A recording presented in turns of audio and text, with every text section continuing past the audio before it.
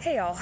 So this past week I have been thinking a lot about impermanence and the fact that everything that we create, every person, all of our connections and memories eventually are going to come to an end and will be forgotten or lost.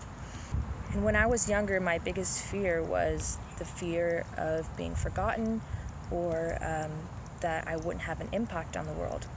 And it's definitely something that everyone has to kind of work through on their own and come to terms with the fact that we all are going to die someday, and eventually everything that we have created or done will be forgotten or, lost in time because there's so many people and life continues on. And I think it's very easy to take that information and go a negative view of it and be like, well, if nothing is going to matter in the end, then why should I even try, or why should I be here? And I definitely have found myself in that sort of loop of thinking, and it gets you into a place that you don't really want to be. And to pose a sort of question to that is, why does the fact that if something isn't going to last forever make it not worthwhile? And this question reminds me of one of Freud's essays that he wrote. And Freud is a complicated guy, but I really enjoyed this essay, and I'm going to link it in the description below. But there's this one sentence from the essay that really struck a chord in me when I first read it. And that sentence is, "A flower that blossoms only for a single night does not seem to us on that account less lovely."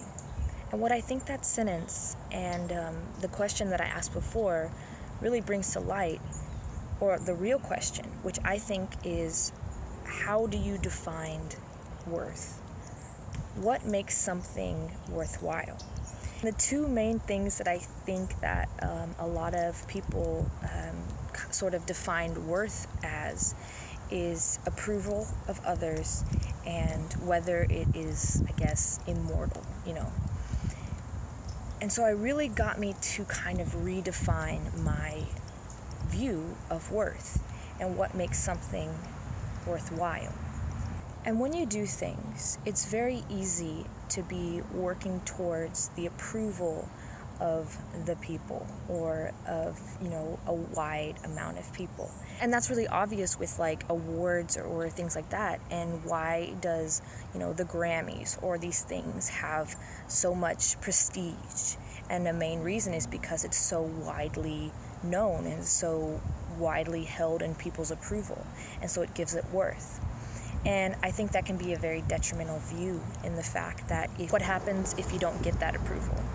And I think it's very important to be able to kind of just be with yourself and give worth to something just with yourself. Like not showing someone a piece of art and still finding worth in it. Not showing someone that piece of art and wanting their approval because maybe they won't like it. Being okay with the fact that if you like something, then that can be enough. You don't have to, get other people's approval of it. And then it also goes on to the other thing, which is the whole, if something isn't immortal, then it doesn't have worth. And that's where you get into the fact where if things don't last, then why do they have worth?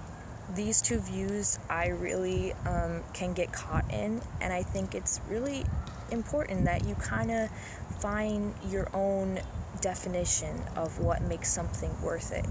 And the fact that you only have a certain amount of time on this earth. People definitely can take the information that you're going to die, things don't eventually are going to fade away, and go a negative way with that information. But you can also go a positive way in that information and realize that everyone has a limited amount of time, and you should use it to the best of your ability and try to spend your time in things that you consider worthwhile. And that's going to be different for everyone. Some people may think that the best way they can spend their time is, enjoying the little things. Other people are going to be busy. Like it's very different, and I won't say that there's really a right or wrong, but I will say the fact that it is important to redefine your views of worth and value and apply that to your own life.